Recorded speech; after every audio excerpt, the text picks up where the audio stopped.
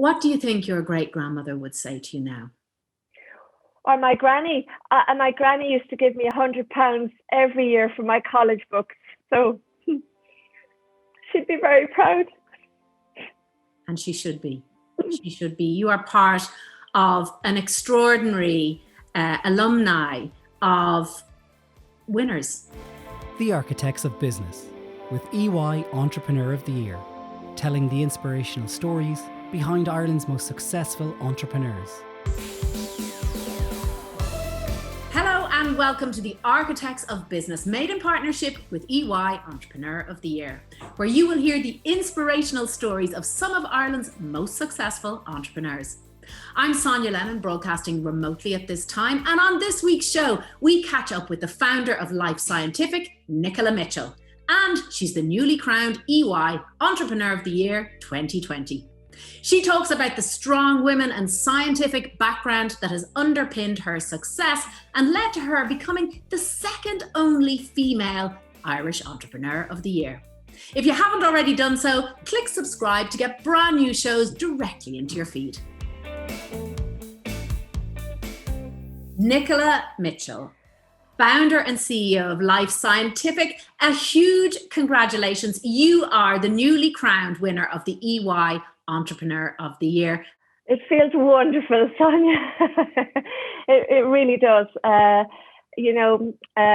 the hard work, all of the commitment, me and every single one else in the team, everybody wants this as much as me.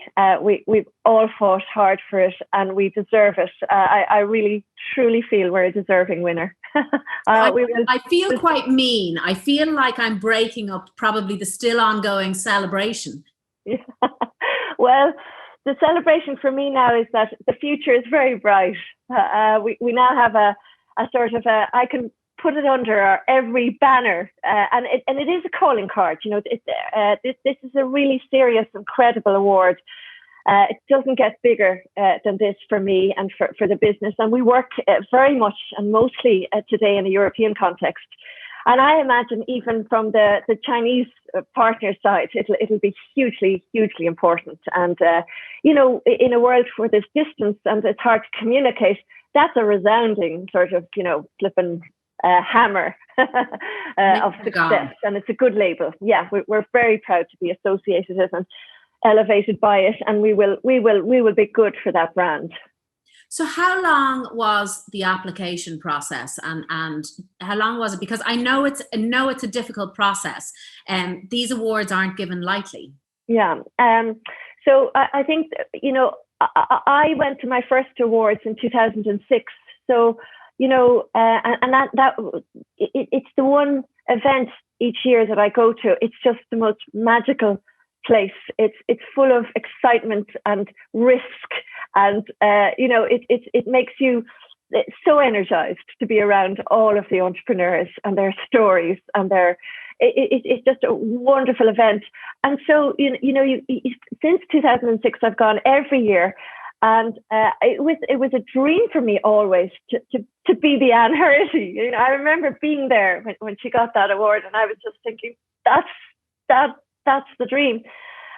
But eventually I had the courage to kind of put myself forward. You're having to stand up there and be judged, in a way that would, as a young girl, like so many with no confidence, it takes, you have to be really ready for that.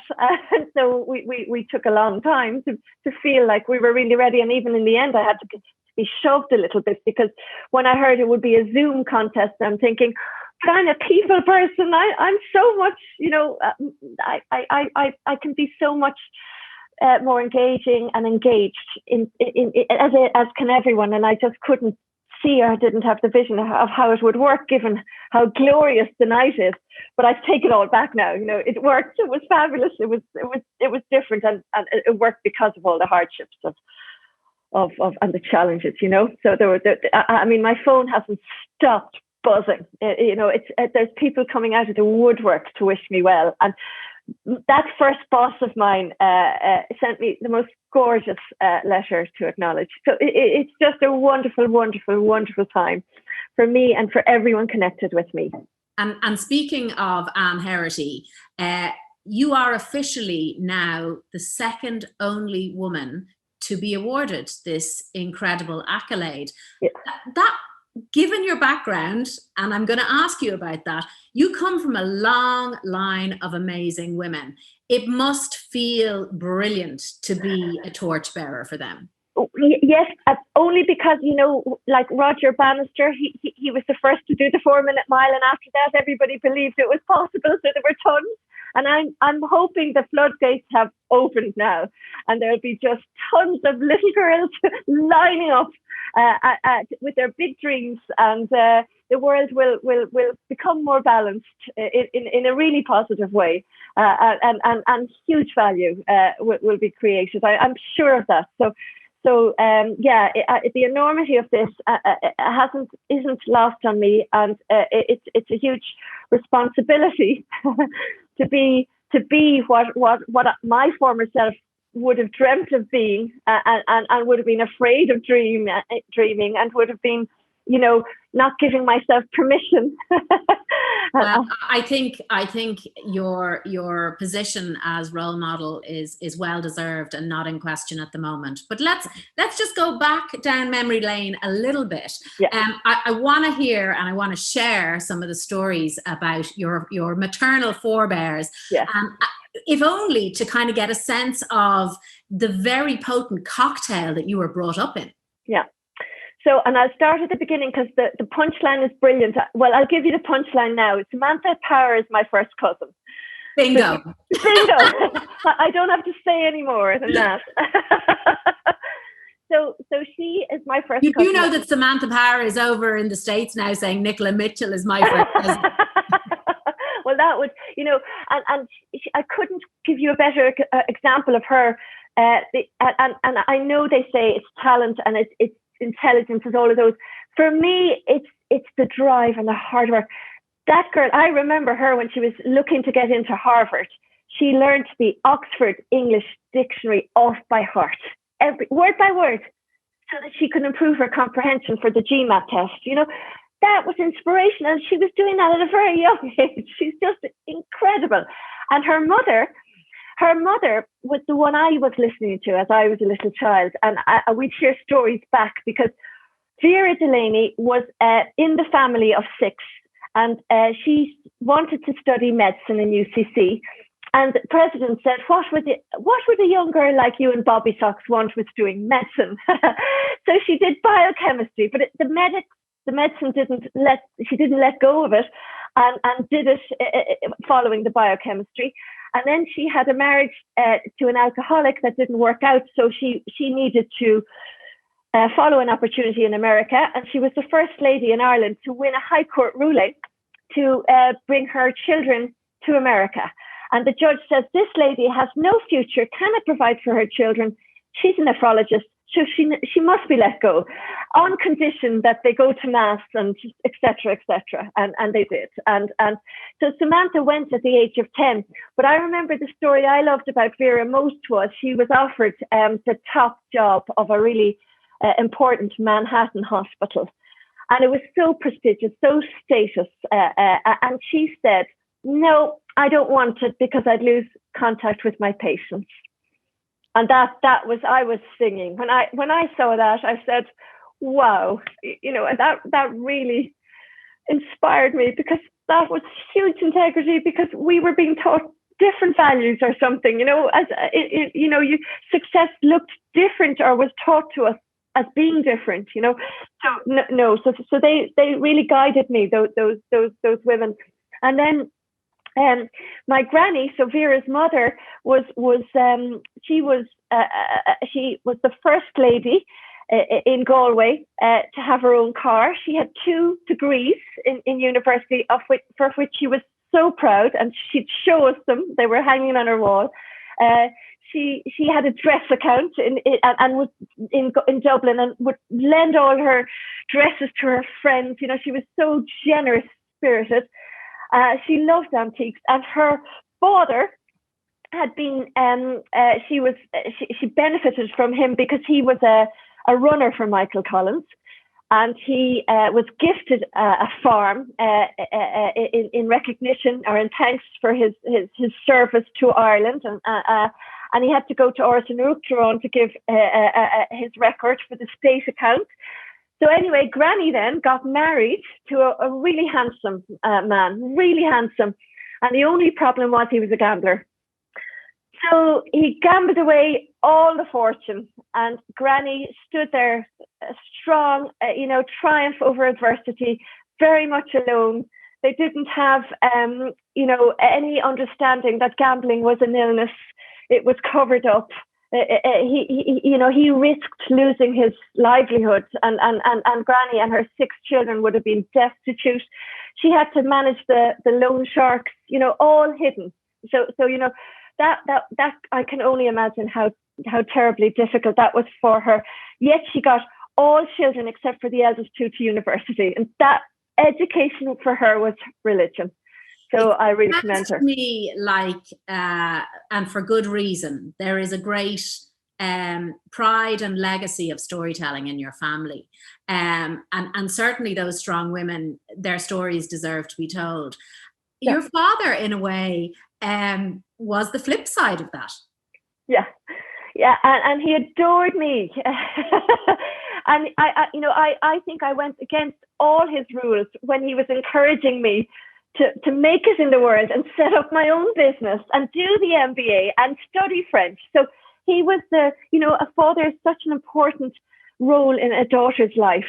It was really clear. He was, I would have said, in his professional life disenfranchised, but in his real life he was so fulfilled. So when his mother, I think, sacrificed her life for him, he got to university. He did chemistry, but he took years to finish, I think. And she used to, iron his shirts. And she told Mum when she met Mum, and she was with my other granny, Sheila, you look after him, won't you, Sheila? And my grandmother, Delaney, said, faith, and she will not. But anyway, my father was just absolutely the golden boy. And then what happened? He even, to make some money through university, he played on the same band as Sean O'Reilly. So Johnny Reedy it was. And I mean, it was glorious. I can only imagine the fun that they had and the excitement of that. And, anytime you saw my father in a social environment, you would have paid money to listen to him. He was just honestly the most funny man I've ever seen. And still, he had the conditioning of being a man and a male of those days. So I don't think he had any expectation of me. It's really interesting, Nicola, because, everything is values led, and you can tell that in speaking to you. And in a way, your mom and dad had 2 very opposing sets of values. But when you put those values together, the drive, the determination, the graft on your mother's side, and then the sort of free thinking creativity. And also, your dad almost magicked your career path because it was what he felt he was missing. I'm positive and certain I was realizing his dream, but it happened to be my dream also. And that's what connected us. So you went to college after school and you studied chemistry. Yes, yeah. And it's interesting, when I look back, that was a real struggle for me in some respects. It was very academic, but I couldn't write. I'm a lefty, but I write like this. And even in school, in Leaving Cert, and even after that, the nuns and my lecturers would give me headline copies, because they said, Nicola, this is just not on. And then when I did my MBA in 10 years later in Fordham University, they actually allowed me read out my exam papers. Freedom. But that was a more interesting topic, because chemistry is quite applied, or it's quite academic, whereas business, you had Fordham University and all the lecturers were half in business already. So it was very much, where the rubber hits the road. It was really, really real life to me. But yeah, so I did chemistry. And then at that time in the 80s, there were really no jobs. And so this job found me, in Dublin. It was Barclay Chemicals Limited, a very entrepreneurial agrochemical company that had started in 78 with a very visionary and generous owner. And I went for interview and with very little to offer. And I was up against PhDs, so I was underqualified for the job. And as luck would have it, the owner of the business happened to call in that day, and he just decided, he overruled his paid executives and said, we're taking her. So that was probably the most luckiest day of my life. And I had 10 years, wonderful years there, sinking and swimming, setting up labs from nothing, nobody to hold my hand, being sent off to France. Some companies were going into liquidation, and I had to beg the liquidators not to unplug the freezers because that's where all our samples were for residue testing. It was just real jungle. It was fabulous, and a huge generosity of spirit, and very much a visionary environment to be in, and it was lovely. I know you've said before that everything that you've achieved is down to hard work and graft and just getting stuck in. Yeah. But, I think you're slightly doing yourself a disservice in that graft needs to be married with competence and timing and a nose for opportunity. And I think, as you were coming to the end of your time in Barclay, that's what happened. Yeah, it's not luck. You really do make your own luck, and Stanford have legitimized that. They call it a second kind of luck, and I'm a big believer in that. And the dots joining up for sure. And in Stanford, they teach you, don't go for any opportunity unless you can be number one or two in it, and the market size has to be 100 million, so you can therefore be 50 million. So they start off big, and it's just world leading management principles, not rocket science, but it's as easy to do that as to do small. You just need to know, not rocket science. So absolutely. And I keep going, and as Matt Cooper said it last night, that intelligence and talent are overrated. It really is attitude. And I accept, hard work, but also you need to have a sort of strength of character that will not let you give up without being dogged, and will allow you fight without being aggressive, in a quiet way, and just based on your intuition and that little voice that we all have nagging away inside us. And so what was that opportunity, that penny drop moment for you? So very simply put, I came into the industry from a generic side, which was really, it's the supermarket equivalent of paracetamol. It's yellow pack kind of. Yellow pack a little bit. So you have the big multinational companies will invent a new molecule, and then after 20 years, other people can use that molecule and reinvent it. But there's competition. So you have a monopoly period for 20 years, so that the big company can recoup on his big investments, 300 million for one molecule. So the world needs these new molecules, but also policymakers will really work hard to get the balance right between this big innovation and competition. Farmers need affordable, high quality inputs. They need to be competitive. So let's talk, because some people don't know the nuts and bolts of what Life Scientific does, or what even Barclays would have done at the time. So the products that you're making in these organizations are agri-pharma. So what is the use case? So it's to protect crops from disease or insects, and it's used only when unavoidable, and it's food production. So without it, we could have avoided our famine had we mancozeb, for example. We can manage mycotoxins, ergotism. We can treat malaria. So it's protecting crops from disease. So when when you saw your opportunity in terms of this generic space, Yeah. You equate it to this kind of, the branded license period, and then it goes to the market almost like a kind of a pharma stock exchange in terms of who's going to bid the highest for the product. Well, it's free market.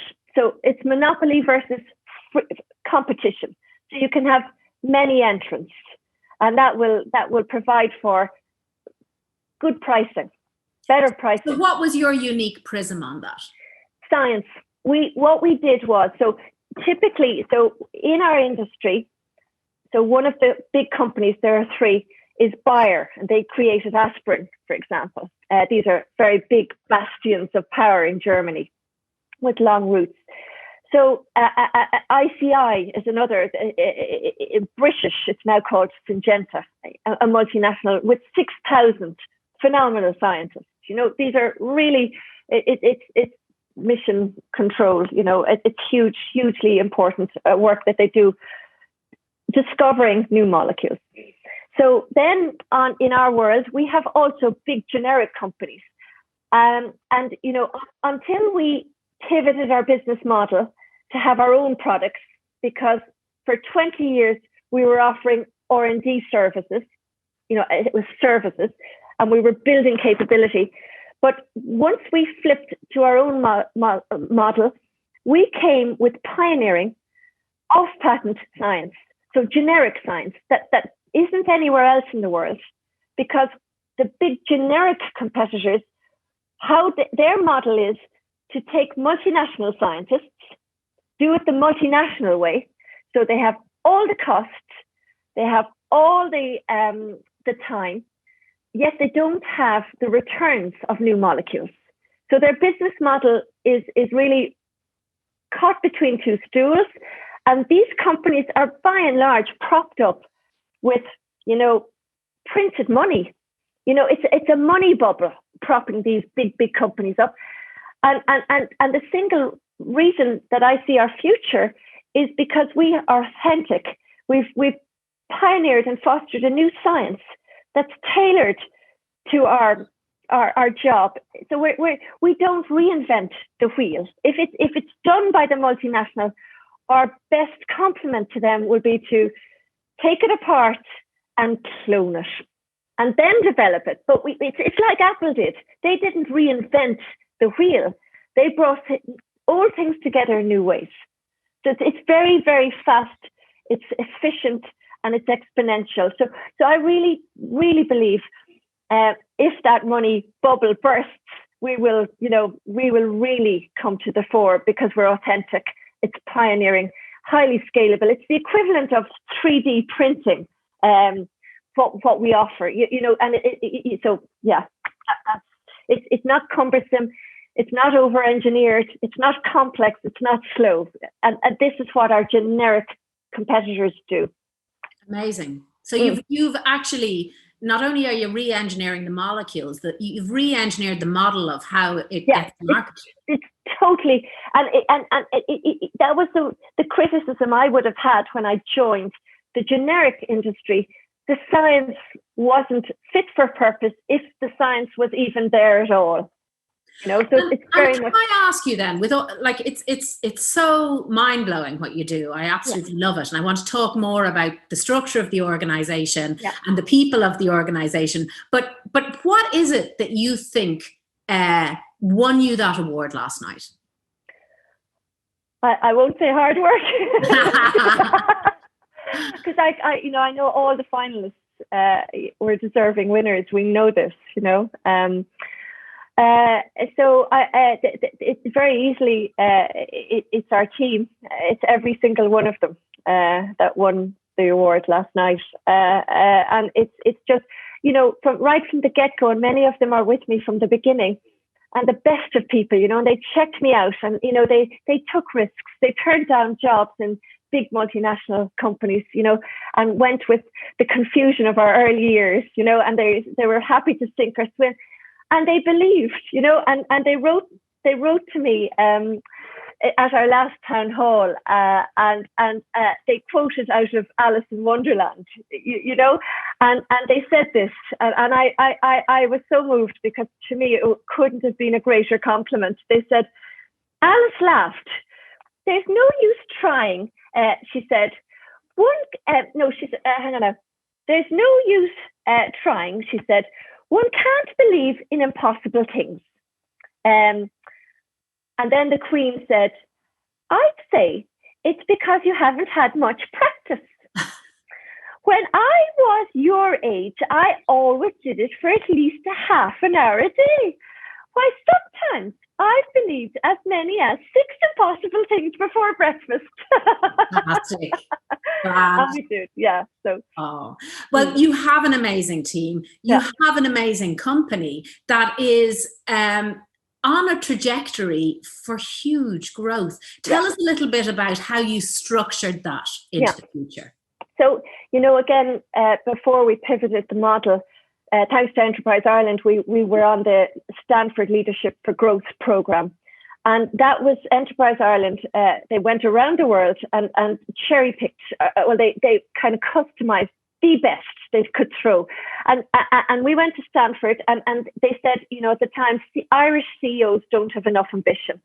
They sent them off to Stanford, and Stanford wheels out their top brass, you know, Stanford Business School. So you can just imagine how awestruck and starstruck we all were, and how much like sponges we all were. But and I thought Stanford would be talking about strategy, you know, and of course they weren't. They were talking about culture and people and engagement, you know. So the whole thing for me that Stanford taught was how culture eats strategy for breakfast. So they taught us how to direct a team, how to empower a team. We're doing now, it's a legacy of our time in Stanford. Each person on the program was given a coach, and she's working with us now. She's 72 and she looks 50. She says I was her first CEO, and she's just encouraging me to hold on to being a female. And she spent all her career coaching, you know, the CEO of the big multinationals, and they were all men. And I love that. I absolutely love that. It's so inspiring. Where you are now and where you've built this business, what are the impacts into your sector of Life Scientific? What are you going to be sort of on your deathbed saying, we did that? Well, we'll help farmers farm better. We'll allow them produce more competitively. We won't accept the rules of the multinationals which tell us stay out. They're erecting these barriers, but they're secondary, they're circumnavigable. We can get around them because we know the law, because we know the regulations, because we know the science, and because we know the technical barriers. So it's just really understanding, really knowing, and then stepping in and voicing that and fighting for that on behalf of our very dear farming customers, to get them the free market that they deserve, the free market that Europe has aspired to be, the single market, you know, and there's lots of vested interests that work against that, and they're powerful ones.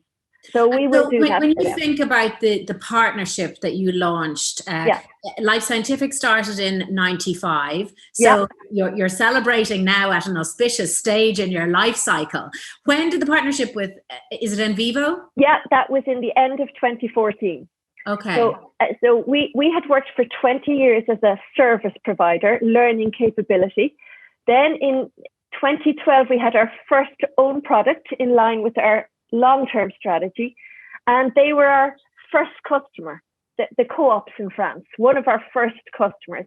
And I wanted to scale this business model. I didn't want to control or be a controller of a small thing. I've always wanted to be a part of something really great and important and worthwhile. So we said, here's technology in exchange for market access. That was the deal. And it's been a really wonderful deal. I'm pleased to report that France is about only half of our business today. So it's really given us, it allowed us to go from in 2012 from a 2 million business to a 60 million business. And the current year is looking at 82 million business. So it was hockey stick growth after 20 years of hand to mouth. So what I love listening to you is that you are the consummate long game player. Yes. And I can hear that in you. So, you're not going anywhere in a hurry. In the next 10 to 15 years, where does Life Scientific go? So easy, and they taught us again in Stanford, go for base camp. So don't start losing the run of yourself. So base camp for us is 5 years, 2025. And I promise you, we will have a 250 million business. And that will be a billion valuation based on a multiple of 15. And that's just rolling out the existing business model. So that's just doing what you're doing. Yeah, organic. What do you think your great-grandmother would say to you now? Or my granny. And my granny used to give me £100 every year for my college books. So she'd be very proud. And she should be.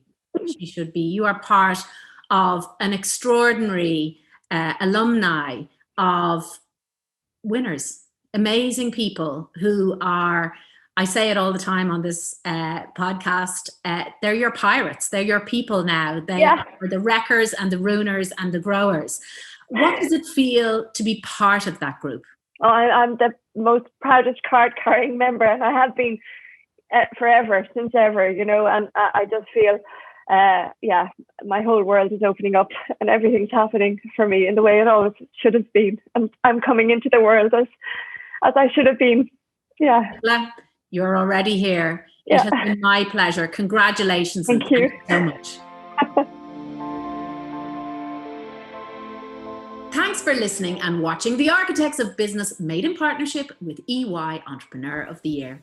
Thanks to the whole team here at Joe and to our entrepreneur today, winner Nicola Mitchell. If you haven't already done so, click subscribe to never miss a show.